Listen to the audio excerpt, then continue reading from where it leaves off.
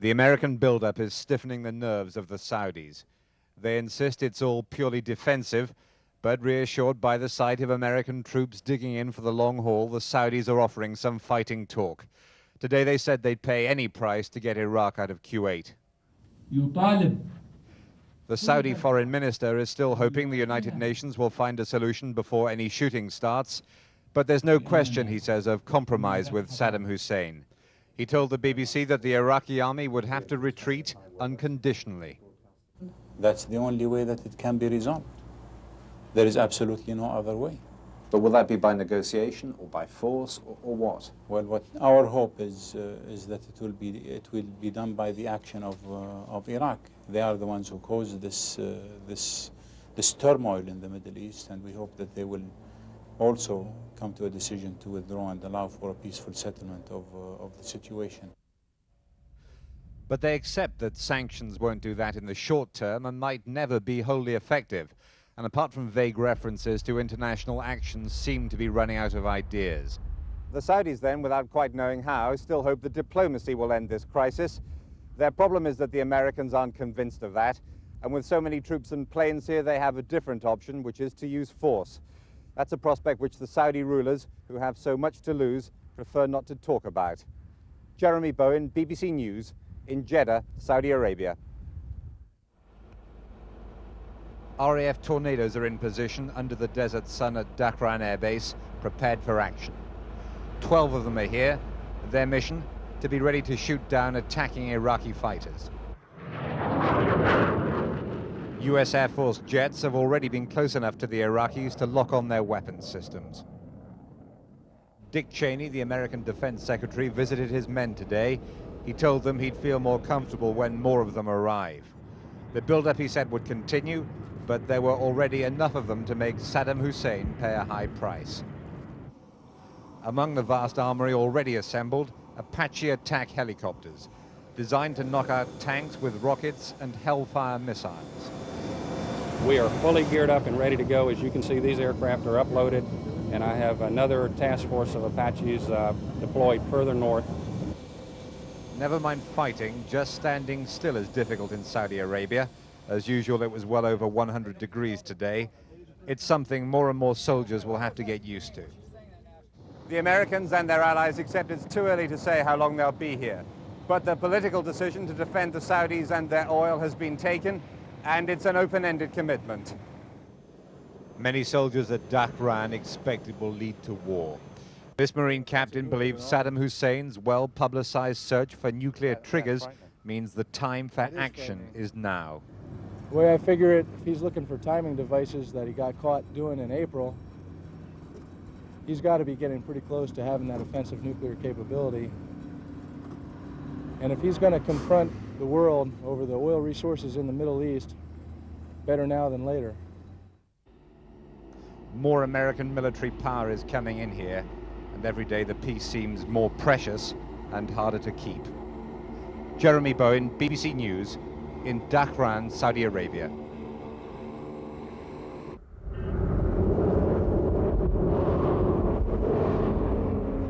On the road to the border, through the sandstorms, American convoys are bringing more men and more equipment to confront the armies of Saddam Hussein. The Saudis, though, are closest. These armored personnel carriers positioned receiving fuel about half a mile from Kuwait. They were the last troops before the frontier post. This is where the Americans say they've drawn a line in the sand against Iraqi aggression. The cars still allowed to cross into what's now been declared part of Greater Iraq were mainly Kuwaiti. We were turned back. This part of Saudi Arabia's eastern coast, which is dominated by the oil industry, is still desperately vulnerable, despite the military buildup. This water desalination plant, in the desert within sight of Kuwait, has no visible protection except a barbed wire fence, and would surely be severely damaged early in any fighting. The Americans and the Saudis are of course hoping that the forces they're deploying will mean it won't come to that. Air power is the main deterrent. These ground troops from the American 82nd Airborne Division are more than 1 hour's drive from the border, and for now they don't intend to get any closer. Much further forward on the border itself, the Saudi medical team who've set up a field hospital prefer not to talk about the fact that America, Israel's biggest friend, is now their most vital ally as well. Really, Syria can't actually answer these questions. You can ask the people, but myself, I feel. What they will discuss, though, is their fear of chemical weapons and their shock that the Iraqis, the people they call their brothers in Islam, have occupied another Arab nation. We consider Iraq as a faithful friend of us, and Iraq is the most powerful forces nowadays. So they wait between the front lines, hoping for peace and closer to the Iraqis than any Saudi or American forces. Saudi intelligence told us that the Iraqis are dug in about 25 miles inside Kuwait. The Saudis say that Saddam Hussein's men have stayed back from here on the frontier and have taken up defensive positions. But they warn that the Iraqis did exactly the same thing before they invaded Kuwait. Jeremy Bowen, BBC News, on the Kuwaiti border. Ed Daly is the latest American to escape from Kuwait. He checked into a hotel in Dhahran last night after careering across the desert under fire from Iraqi troops, still shaken by what had happened. I had to almost peel my fingers off of holding on to what I was holding on to. I mean, we were moving very, very quickly, very quickly. Mr. Daly said the risks were more attractive than being part of Saddam Hussein's human shield. Their arrival and the story of how they shook off Iraqi pursuers drew a crowd of some of the thousands of Kuwaiti refugees already here. I be so fast, my speed. And then he started shooting me from the back. And the last one came here. And I hear it so loud. And I don't care, I don't stop. They're arriving in a country which has always been one of the most closed, secretive societies in the Arab world. But this crisis is forcing the Saudi leadership to allow changes which a fortnight or so ago would have been scarcely conceivable. Like allowing the deployment of the women soldiers who make up 10% of the American army. The law here forbids them to drive, but the American women have been permitted to do their jobs and have few complaints. I would stay over here. I mean, it's not a problem. It's just, you can overcome this heat and everything else. You'll be okay. Everything's all right. It's, you know, you was trained for this, so this is your job. This is what you're supposed to do. Another example of the unprecedented new openness of a leadership anxious to keep international support, the Deputy Governor of the Eastern Province, the son of the King, invited Western journalists to his home. He told us again that the Saudis were determined that Iraq must leave Kuwait, speaking openly like other normally reticent, obviously worried Saudi princes. We should prepare for the worst and hope for the best. And there's nothing worse than war, nothing better than peace.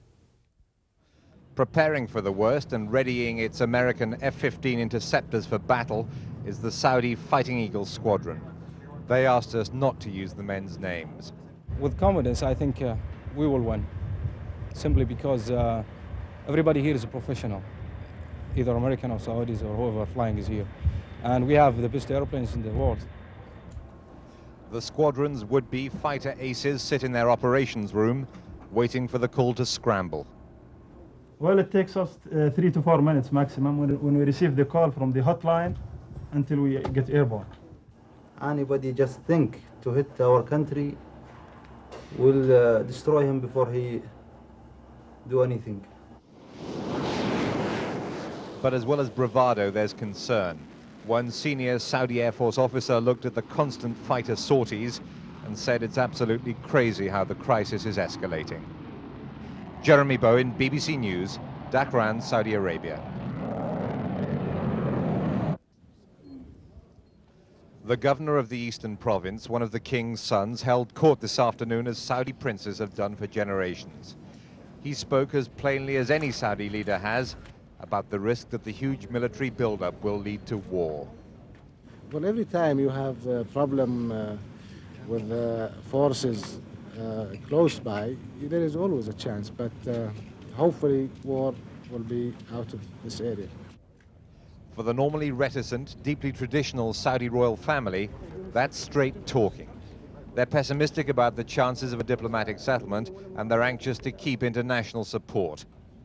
To that end, they've allowed an unprecedented degree of openness. The prospect of war is profoundly affecting a country which has always been one of the most closed, conservative societies in the Arab world. The crisis has forced the Saudi leadership to accept changes which would have been unthinkable even a fortnight ago. Like allowing the deployment of the women soldiers who make up 10% of the American army. The law here forbids them to drive, but the American women have been permitted to do their jobs and have few complaints. I would stay over here. I mean, it's not a problem. It's just, you can overcome this heat and everything else. You'll be okay. Everything's all right. It's, you know, you was trained for this, so this is your job. This is what you're supposed to do. The fact is that the Saudis, despite their American-built F-15s, have decided they must adapt to survive. They asked us not to give the names of the pilots who believe they might soon fight and who wait for the order to scramble. Well, it takes us 3 to 4 minutes maximum when we receive the call from the hotline until we get airborne. Anybody just think to hit our country will destroy him before he do anything. But as well as bravado, there's concern. One senior Saudi Air Force officer looked at the constant fighter sorties and said it's absolutely crazy how the crisis is escalating. Jeremy Bowen, BBC News, Dhahran, Saudi Arabia. For the Saudis, the mountains of the southwest and the town of Taif have always been a place to escape the heat of the deserts. Now, for Kuwait's ruling family, they're a refuge from the Iraqis. The Crown Prince, with journalists at Taif for the first time, said the Iraqi invasion had been treacherous aggression. He'd still been trying to negotiate with Saddam Hussein's number 2 only 10 hours before it. The Kuwaitis don't want the ministers around the Crown Prince to be called a government in exile, though that is effectively what they are. They prefer to talk about resistance, as the Prince did through his interpreter. I can say quite emphatically that we, the Kuwaitis, will never submit or surrender to threats or to aggression or to occupation. The Kuwaiti Secretary General of the Gulf Cooperation Council, the Association of Gulf States, said he'd embraced the devil to liberate his homeland. Did he think that war was unavoidable? I would give it a very high percentage. I wouldn't say inevitable. I wouldn't say that. I wouldn't say it is inescapable. I cannot say that. What I would say is Kuwait should be liberated. And knowing and reading whatever comes out of Baghdad, I think there's no alternative except confrontation. Also in Taif, the cousin of the Emir of Kuwait.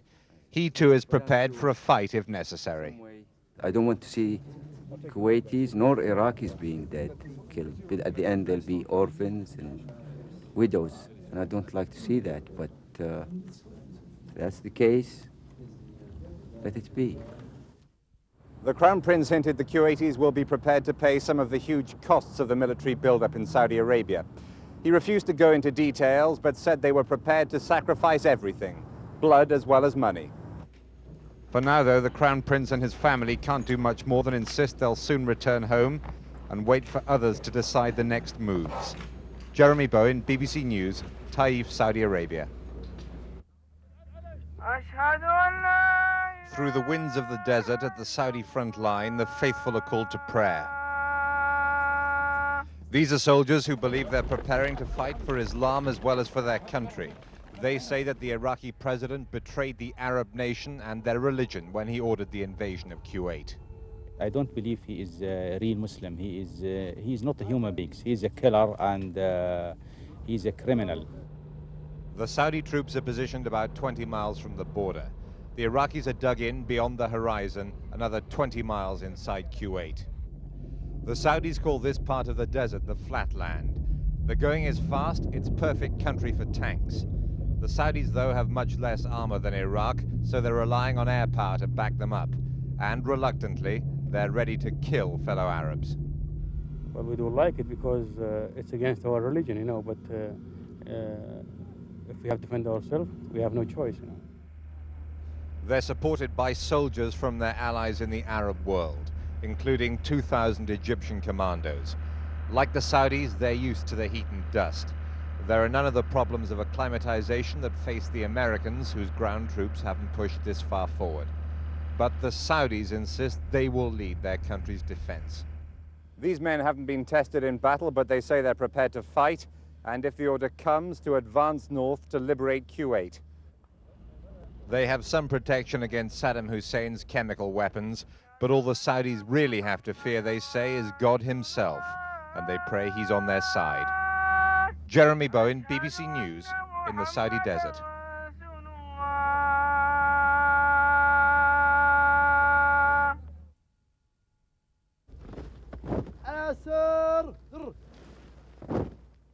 The threat of war is concentrating the minds of the Saudis, and they say producing a wave of patriotism.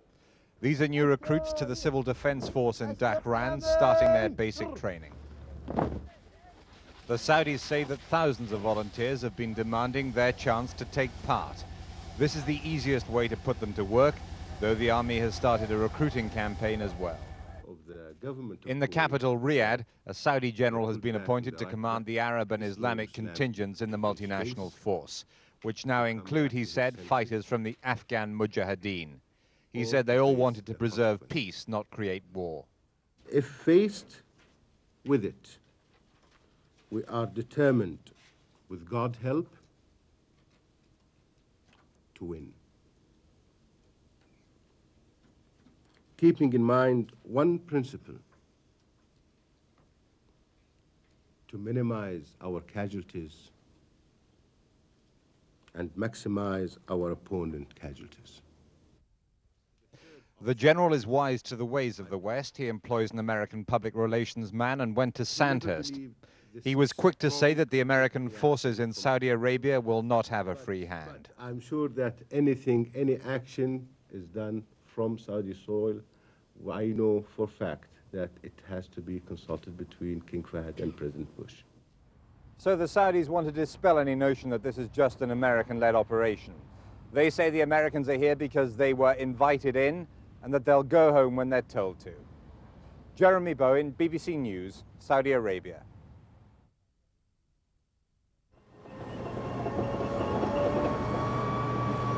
Between what the Americans are doing for the Saudis and what the Saudis are doing for themselves, the heavy hardware is almost entirely on the American side, like the M1 tanks still rolling north for the war that everyone here expects to happen.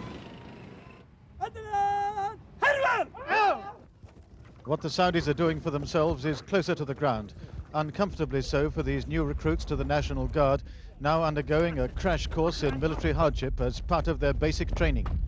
Just yesterday, they were civilians. In the 4 days since recruiting offices opened, 10,000 Saudis have signed up in the eastern province alone. Every able-bodied male is expected to volunteer. In the old days, the force was used for the protection of oil fields and quiet borders. Now it's integrated closely with the regular army for the defense of the homeland, threatened as never before. Are they strong enough to defeat the Iraqis? Successes will be up to God. However, they are enthusiastic and they have the courage. It was a shock to the Saudis to find themselves so vulnerable to Iraq. They depended on their friends to protect them, but they're also doing all they can to protect themselves. The regulars hope to make soldiers out of these men within a week, not for a jihad or holy war against the infidel, but to fight their fellow Arabs from a country whose arms the Saudis themselves had partly paid for. They feel betrayed and are mobilizing. Martin Bell, BBC News, Dammam, Saudi Arabia. All night, every night, the Marines rehearse for war. They train after dark because it's not so hot, and because that is when they expect to fight. There's fire team, get on the track. Now, let's go. They call their vehicles battle taxis. Each could take 18 men to war at up to 50 miles an hour. Despite the buffeting and the fear, they say they would arrive ready to fight and to win. It's all theory, though, at the moment. Unlike the Iraqis, these men have never had to take part in a major war. A month after the invasion of Kuwait, thousands of American ground troops have set up camp in the desert. We visited one Marine battalion who already have supplies for a 30-day campaign, who are waiting for their masters in Washington. I hope not, but if we do, we'll whip them. His men are as far forward as any Americans, separated from the Iraqis by about 100 miles of desert, at the end of a supply chain that stretches back to their home base in California. Getting these men into the desert this quickly has been their biggest logistical operation since the Second World War. Fighting Iraq would be their biggest military test since Vietnam. They say they're ready. When the sun is high and hot, the Marines shelter in their tents, contemplating the prospect of suffering or inflicting sudden death, something they haven't faced so starkly before. Doesn't faze me a bit. I've trained for it for over 4.5 years. I'm ready for it. Just want to be home for Christmas. That's all. Most of these young men were babies when their predecessors left Vietnam for the last time, and the chaplain who's there to ease their anxieties doesn't know how combat will feel either. I don't know. I haven't been there before, but I can tell you on this side of the juncture, I can say that there is some measure of fear. I do not deny that, even on the part of the chaplain who is supposed to have this tremendous faith. The doctors are as well supplied as any who've prepared for war, but they still worry about being overwhelmed by casualties. There are some new weapons which concern me that cause a lot of blast injuries, which will rupture internal organs just by the concussion of the blast. There's no question that the men pouring into the desert are formidable soldiers, but their future is uncertain and unsettling. Jeremy Bowen, BBC News, in the Saudi desert. The four-star general, commanding at least 50,000 men under arms, has a personal bodyguard wherever he goes. And today he was going to American forward and base positions, his first public visit to the troops, concerned about their welfare and about the kind of information that they're getting. American troops are the best people in the whole world, and they deserve all the support they can get, and they got it this time. And you guys need to know that. We need to keep on telling them that. General H. Norman Schwarzkopf is a figure larger than life, a combat veteran of Vietnam and Grenada. This commitment will be longer than one, and he hopes much shorter than the other. He's no friend of Saddam Hussein. Let's face it, if he dares come across that border and come down here, I'm completely confident that we're going to kick his butt when he gets here. If it comes to war, the general will be the commander in consultation, he says, with the Saudis. Today he flew over part of the country that he would be defending.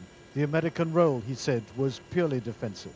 There's not going to be any war unless the Iraqis attack. If the Iraqis are dumb enough to attack, they are going to pay a terrible price for it. Of the heavy armor pouring into the country, much of it untried and tested in combat, he said he was confident, supremely confident, the same of the men who would fight with it. The Iraqis drew rather more mixed reviews. Some of their units are very good. Some of their equipment is fairly good. Some of their units are lousy, and some of their equipment is lousy. And for the high command, there was no good word at all. This is H. Norman Schwarzkopf's opinion. I think they're a bunch of thugs. The general was blunt about the enemy, but vague about the build-up of American forces. He has already a sufficient strength for the defense of the Saudis, with firepower to spare. Martin Bell, BBC News, on the Gulf Coast of Saudi Arabia.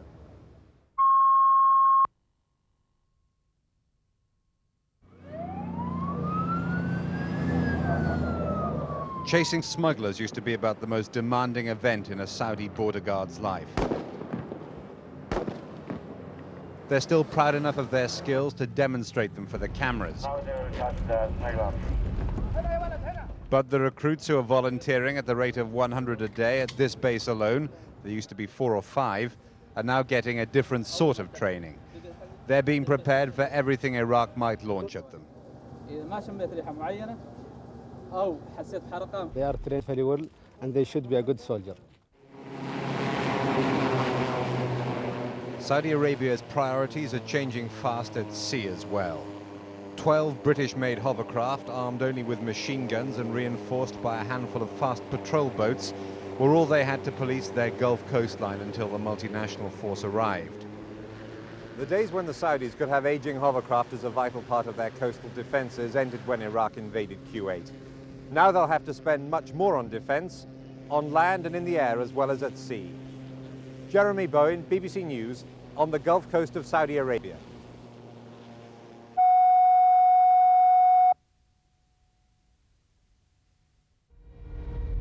In the desert, the machines are suffering as much as the men. The engines of the Marines' armored vehicles were filled with the wrong sort of oil during the years they were stored on supply ships in the Indian Ocean. Now they're suffering the consequences, and the Marines have had to restrict the amount of training they can do in the vehicles that would take them into battle.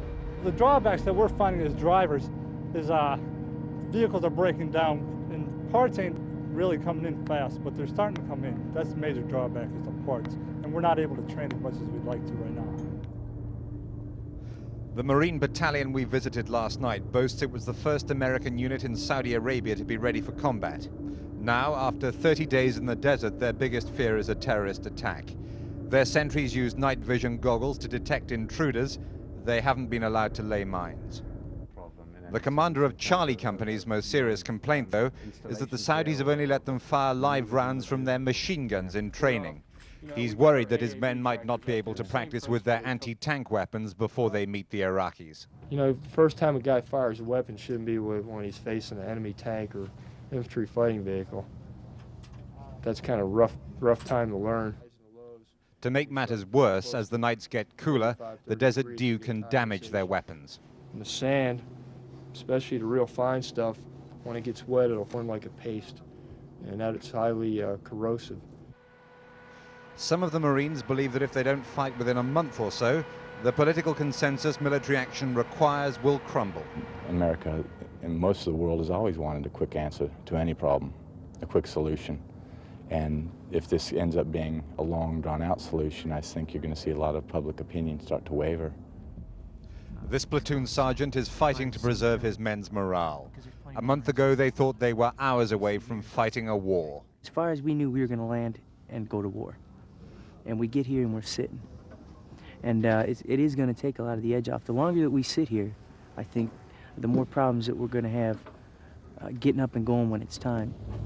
This morning, the Marines of Charlie Company started their 31st day in the desert. Sooner or later, President Bush will have an uncomfortable choice. He can order his men into action before they lose their fighting edge, or he can lower their state of alert to preserve their efficiency. And despite everything, these Marines insist they could still beat the Iraqis. But for now, all they want, they say, is some certainty. Either the order to attack or a date to go home. Jeremy Bowen, BBC News, in the Saudi desert.